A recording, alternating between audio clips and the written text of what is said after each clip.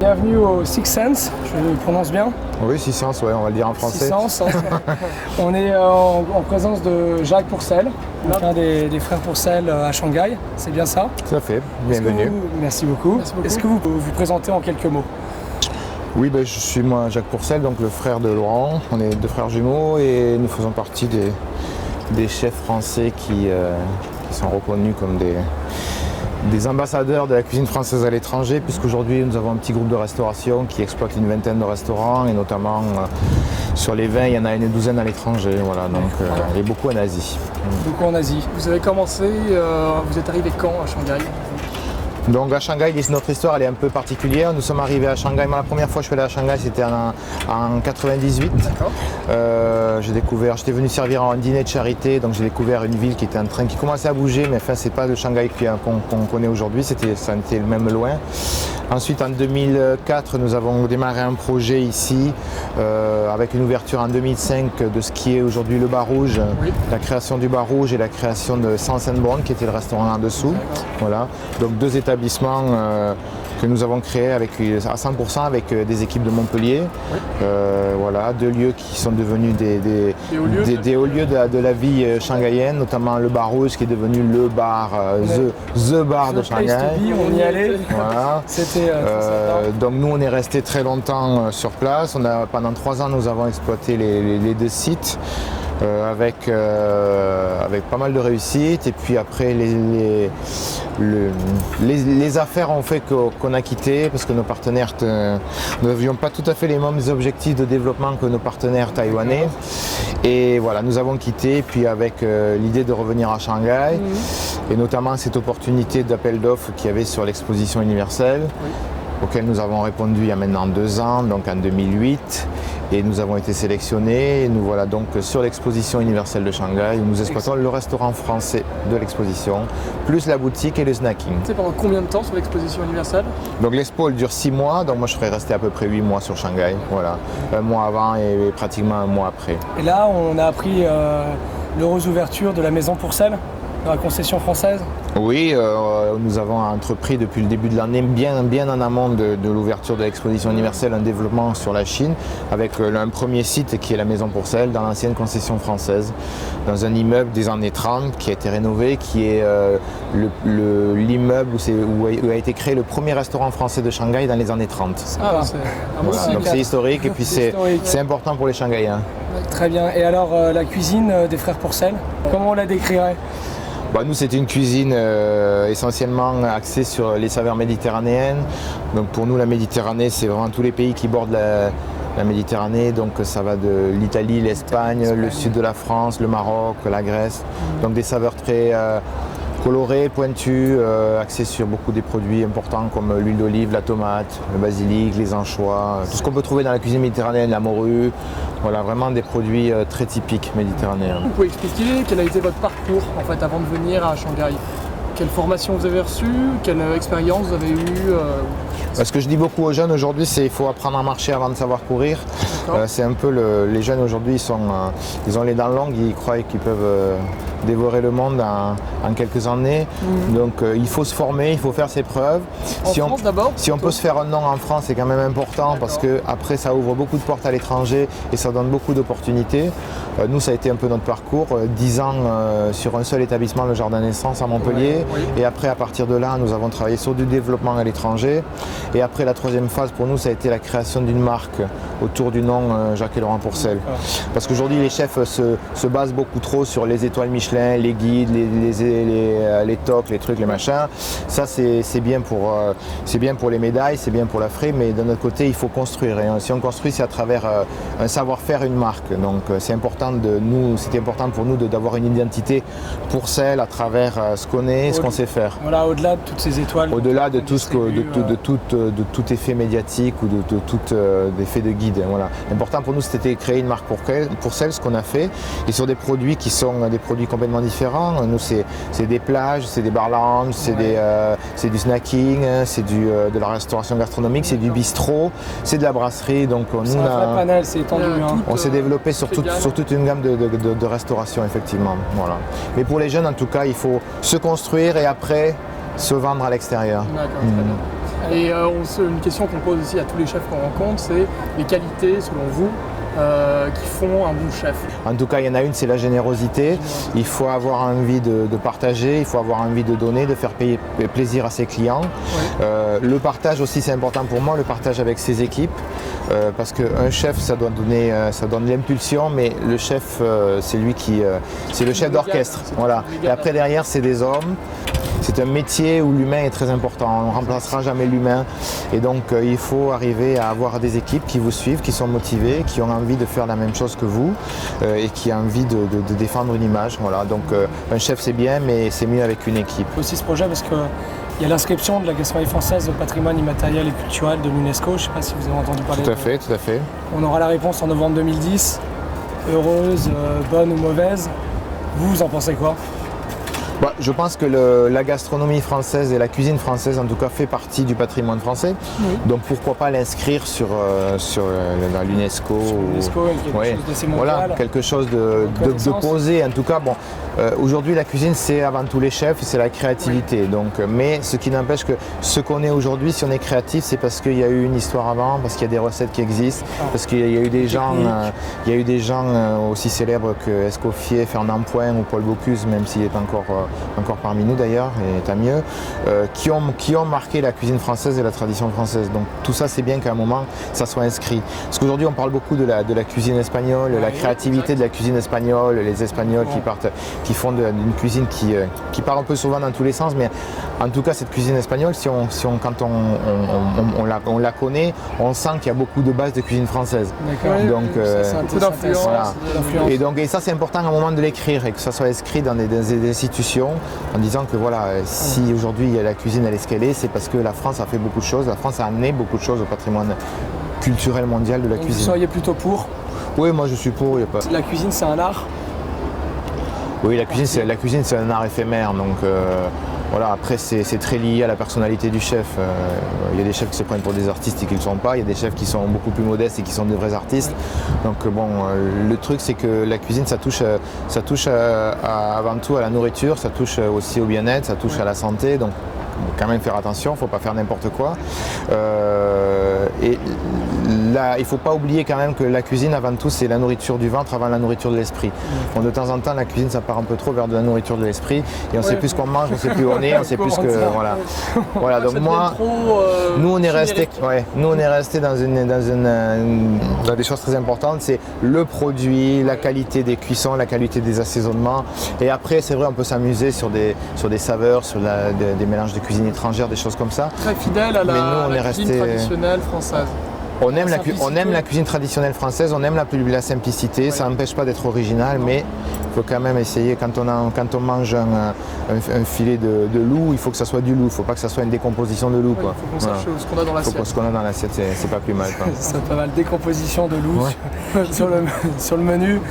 Oui, parce qu'il y en a qui décomposent et qui recomposent après. Donc. Ouais. Écoutez Jacques, merci. Merci beaucoup. Est-ce que vous nous laisseriez un petit peu rentrer dans le monde des cuisines pour qu'on aille prendre... Vous faites ce que vous voulez ici, c'est la maison de la France ici. Vous êtes un peu chez vous, vous voyez. Très bien, moi le soir je suis sur Maison Pourcel, donc très bien, à l'occasion. Tout ça c'est la pâtisserie, la centrale, et après vous avez... Ensuite il y a tout ce qui est derrière, que du chinois. Bonjour, vous allez bien? Cyril, Roland, enchanté. Alors on va vous déranger 2 minutes, vous allez bien? Enchanté, Roland. On fait Je vous laisse envoyer. On fait un tour du monde sur la gastronomie française. On vient vous rendre visite et connaître un peu vos impressions sur la cuisine ici à l'Expo Universelle.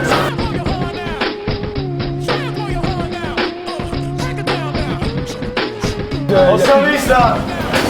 Ouais.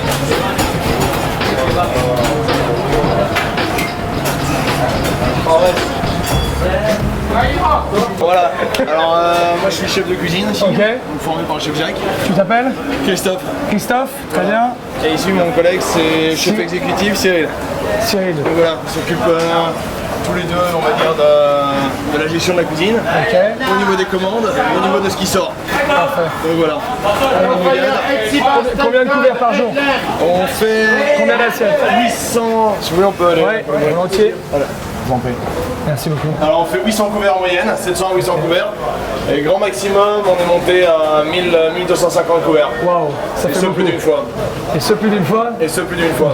Ça marche bien, les clients sont contents. En vrai, il y a toujours gardé une certaine rigueur, une certaine qualité. Ouais. Que même malgré le cap des 1000 personnes, ce qu'on a toujours voulu depuis le mois de mai, voilà, ça sorte bien, chaud, Ça sort, propre, clean, ok. carré. Quoi, Pour propre. l'histoire, comment est-ce que tu as rencontré Jacques? Alors en fait,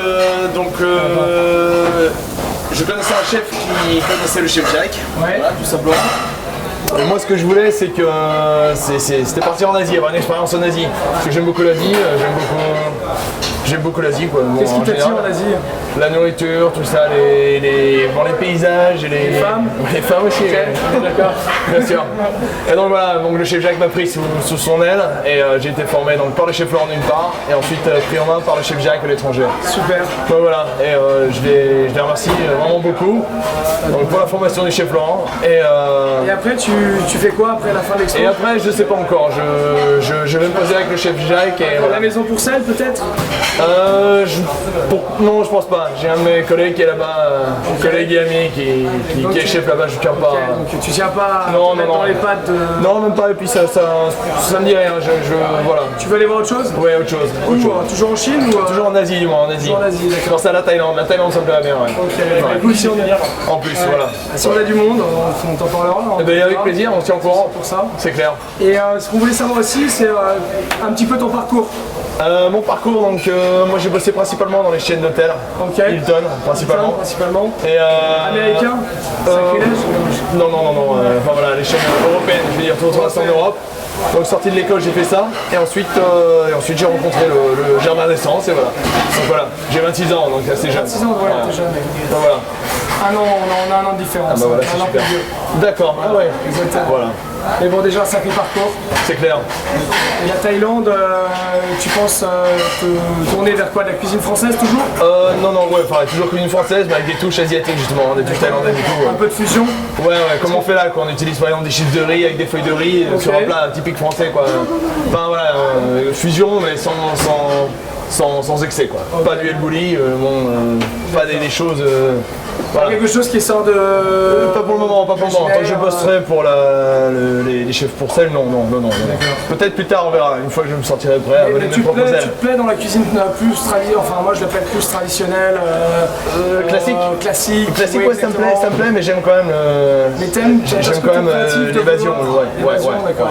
Ouais. Parfait. Sans voilà quoi, tout en restant quand même carré quoi. Toujours. Carré. Rigoureux, bien sûr. Les qualités d'un grand chef pour toi? La rigueur, la discipline, la créativité et La communication la peut-être? communication, bien sûr. Non. Un bon chef d'orchestre. Ok, un bon chef Bien orchestrer d'orchestre. sa brigade, voilà. Tu t'entends bien avec ta brigade Bien ici? sûr. Beaucoup de Chinois? C'est le plus important que ça en fait, dont j'ai 2 sous-chefs quand même qui viennent d'Europe, de France, qui m'ont épaulé quand même par la Ça, suite. Il le faut quand même, c'est Il le faut, important. ouais. D'accord. Ouais. T'arrives à Chinois, parler un peu chinois ou pas? J'ai appris quelques mots, ouais, tout à fait. C'est-à-dire pitch. Vas-y dis. Au revoir, bonjour, Nihara, Zaijian, Ok, super. etc. quoi. Voilà. Pidjo, Pidjo, évidemment. Voilà, tout exactement, à en fin de service. Sarochi, briquet, allez. vous travaillez combien d'heures ici sur l'expo chaque jour? Combien d'heures? Des journées très longues? On est là de 8h, 8h30 Ouais. jusqu'à en général 22h. Non-stop. Ok. On retire, on Bon, retire. j'ai du taf quand Merci même. beaucoup. Je vous en prie, c'est Qu'est-ce qu'on a de beau? Alors ici, en fait pour le moment c'est une promotion bordelaise. D'accord. Donc c'est-à-dire qu'on est basé sur des plats typiques de là-bas. De là-bas. Voilà, on a eu un grand chef bordelais hier, on a fait les Sympa, ça. testings. Il s'appelait comment? C'est normal. C'est pas Tsirakis ou Oui, exactement, Voilà. c'est ça. Il y a eu la même chose à la Maison pour celle là. D'accord. Ils font la même promotion en ce moment. Donc ici on fait un code, un cabillaud rôti avec une fine purée de fenouil, D'accord. des pommes de terre cuites dans un jus de coquillage. Ça sent bon, hein? Très bon. Attention, Voilà. la touch du chef. Voilà la touche du chef. Donc voilà un petit jus de coquillage safrané avec des herbes, des tomates, du sucre, quoi, le bordelais. C'est ce qu'il faut. Donc voilà. C'est important. Et donc voilà, on va poser dessus un cabillaud rôti avec des chips d'ail. Ok. Et voilà, très simple, très Bordeaux, voilà quoi, tout Parfait, simplement. c'est ce qu'il faut. Alors, Ça plaît au client. Ça plaît au client, le client en raffole apparemment. Ici c'est une duxelle de champignons. À notre aux herbes. droite. Voilà, à notre droite. Petite duxelle de champignons au vin blanc, aux herbes et tout ça. Avec un petit jus de viande perlé à l'huile d'ail, aux tomates confites, à la ciboulette et une pointe de citron. Ça, c'est la cuisine française. Hein. Ça c'est la touche. C'est ce qu'on Voilà. aime. Hein. Et voilà, exactement, exactement. Et ce sera servi avec un bar, un filet de bar, puis longuement au four. Longuement au four, sans coloration. Vous avez réussi à trouver du bar et du cabillaud frais. Ouais, tout à fait. Grâce justement à mon collègue Cyril. Exceptionnel ça. Et voilà, c'est exceptionnel. Cyril, merci. Hein. Voilà. Tu as réussi à nous trouver des poissons frais. Ouais, ça fait 10 ans que je suis là, je commence à connaître Ouais, d'accord, un petit peu forcément. T'as tourné où? astuces. Dans quelle maison? J'ai fait que des ouvertures à Shanghai. Donc, Que des ouvertures à Shanghai. Une ouverture tous les 2 ou 3 ans. Je sens la vitalité dans cette cuisine. Cyril. Ah oui, oui, c'est. Ah, Cyril Ah bah les deux, hein. Ah, d'accord, Et puis ouais. tous. On prend un bon duo, ça. Parce qu'il y a du boulot derrière, hein. Il y a du boulot. Si on regarde aussi. Alors ici c'est un gigot en fait, c'est le fameux gigot d'agneau cuit 7 heures. Il est confit 7 heures, c'est une spécialité bordelaise de là-bas. Cuit 7 heures dans un jus, donc la viande est vraiment tendre, super tendre, avec des légumes façon piperade, très simple, on reste très simple, bon voilà. Et une fine purée de petits marrons, quelques tomates confites et le bon jus de gigot, le bon jus de rôti, voilà, et des... Voilà, ouais, du bon jus de viande. Magnifique, c'est ce qu'il faut. Voilà. C'est important. Des petits raisins blancs là-dedans, des petits raisins. Alors ça c'est facile à trouver. Ouais, ça va, ça va. Ouais, très c'est bien. pas trop difficile. Sauf juste l'épluchage des raisins, parce que chaque forcément, raisin sont épluchés. Voilà. Je vois ça. Il y en a combien? Qui est-ce qui s'est tapé la corvée des raisins? C'était moi ce matin, c'est ça qui est magnifique. Ça fait 2000 raisins. Voilà, c'est comme ça qu'on reconnaît. Je me lève C'est à à 3h ça du qu'on matin. reconnaît un grand chef. Il met la main à la pâte. Voilà. Oh. Voilà, là il On va. gêne un petit peu, on va... Ça va le faire, ça va le faire. Ça va le faire, ça va le faire. Bah, limite, ouais, c'est mieux quand t'as mis seul. Allez, super. On vous fait une assiette de chaque, on vous monte en haut. C'est génial. Allez, je vous en prie. On vous attend. Bah alors Yann, tu nous rejoins? Ouais. Super. On t'attend là-haut. D'accord,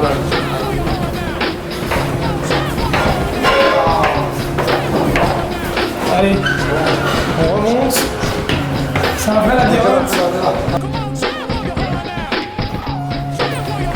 Attends, t'as vu ce que doivent se taper les rollers, les ponies? C'est sportif, hein. Good luck.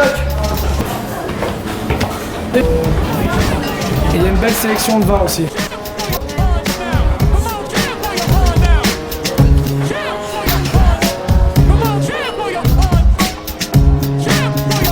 On est toujours au Six Sense, un restaurant des Frères Pourcel à Shanghai, dans l'expo universelle, avec Johan. Tu peux te présenter en quelques mots? Oui, Quel est bien ton sûr. poste et... D'accord, très bien. Donc, Johan Valette, le directeur du restaurant Six Sense, Ouais. des Frères Pourcel depuis quelques années D'accord, très bien. maintenant. Donc tu as continué en fait dans la même maison depuis, Voilà, depuis combien de temps? 3, 4 ans? 6 ans maintenant. 6 ans, ah oui. Ouais, 6 ans maintenant que je suis avec eux. D'accord. Alors ton parcours un petit peu, Johan? Alors moi j'ai un parcours un peu atypique en fait, c'est que je suis complètement autodidacte, c'est-à-dire que je suis tombé dans ce métier complètement par hasard. Et bon, j'ai vite compris qu'il fallait voyager, apprendre l'anglais. Oui. Pour être complet dans le manager, passer par la cuisine, le bar, la sommellerie. Donc j'ai commencé en fait à Londres. Alors, j'étais à Tower Bridge, c'est le pont de la Tour en français, chez Sir Terence Conran. Oui. Et j'ai fait mes premiers pas en sommellerie avec eux pendant 2 ans. Et ensuite je suis revenu en plein en France. Ensuite, après Londres, Et ensuite après Londres, j'ai fait mes premiers pas en tant que responsable donc chez les Frères Pourcel. oui. Sur la compagnie des comptoirs, qui est une brasserie en fait. Oui. Ils ont lancé depuis quelques années. Voilà, j'ai fait un premier poste de second. Et après, je suis passé directeur de salle, puis directeur de cette plage. Et ensuite, dirigé vers le jardin d'essence. Excellent. Voilà.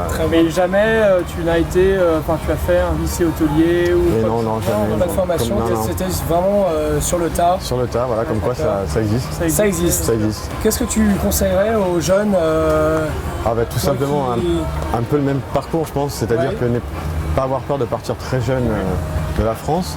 T'es parti à quel âge? À 18 ans. 18 ans, Ouais, j'étais encore minot. 18 ans, bon, c'est laborieux évidemment, hein, puisqu'on arrive dans un pays, moi je suis arrivé en Angleterre, je parlais pas un seul mot l'anglais. Ouais, ça a pu permettre d'apprendre, Et ça a permis d'apprendre, ouais, voilà. T'es obligé d'apprendre vite, généralement. J'étais obligé d'apprendre vite, ouais, parce que j'ai commencé à essuyer les verres pendant 8 heures par jour à raison de 2000 verres, donc au bout d'un moment on se dit bon, si je apprends l'anglais ce serait pas mal. Et au niveau de la Chine, les barrières, enfin... Au niveau de la Chine, les barrières, bon, bah, évidemment la langue, hein. Bon, je ne parle pas le chinois. Pas encore fait mon road trip avec le chinois. C'est un peu compliqué. Mais bon, heureusement, il y en a quelques-uns qui arrivent à parler anglais, et puis après un peu de gestuel. Et travailler avec le staff chinois, c'est comment? Très intéressant. Très intéressant. Ça t'a enrichi un petit peu sur le... Oui, complètement sur la façon de manager, d'une part. Bon, humainement, évidemment, c'est pour ça qu'on voyage aussi. Oui, d'accord.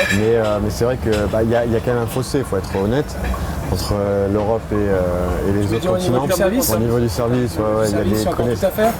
Il y a encore beaucoup de choses à faire. Beaucoup de choses à faire. Pas tout, mais beaucoup. Mais ils sont de vendeurs, donc moi je vous encourage vraiment à aller de l'avant à l'étranger. Quelles sont les qualités majeures selon toi d'un bon directeur de salle ou un bon directeur de restaurant? C'est très simple, il faut avoir tous les panels de ce métier, c'est-à-dire la cuisine, le bar. Avoir tout vu, une vision très large. La grande qualité en fait d'un directeur de restaurant, c'est d'être très complet et de connaître tous les compartiments de son restaurant. Exactement. Ce qu'il faut bien comprendre une chose, c'est qu'on est la locomotive. Oui.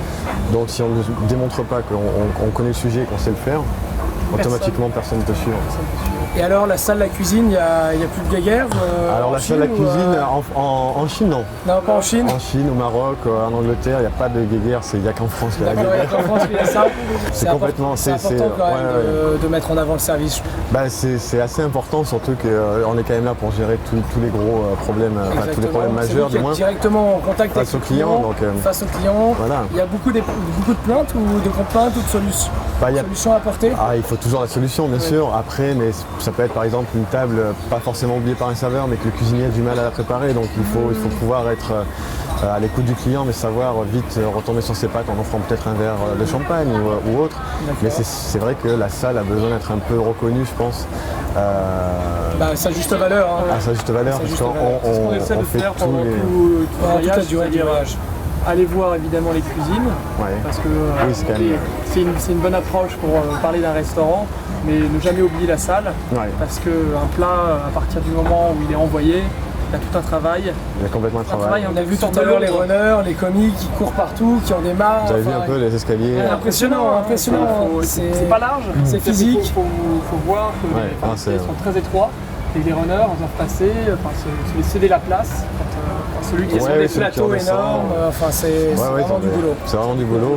C'est pour ça que moi, mon équipe, à chaque fois, je leur dis, la cuisine sont les créateurs, nous ne sommes que les orateurs, mais nous faisons partie du spectacle. C'est une belle phrase, c'est un beau résumé. Écoute, Johan, on va se quitter là-dessus. On te remercie 1000 fois. Bon courage pour vous. C'était exceptionnel, tu nous as fait vivre une très belle expérience. Ça me fait vraiment plaisir. Allez, à bientôt. Au revoir. Au revoir. Le micro, ça me perturbe. On oublie la caméra, on oublie le micro. Dis-moi,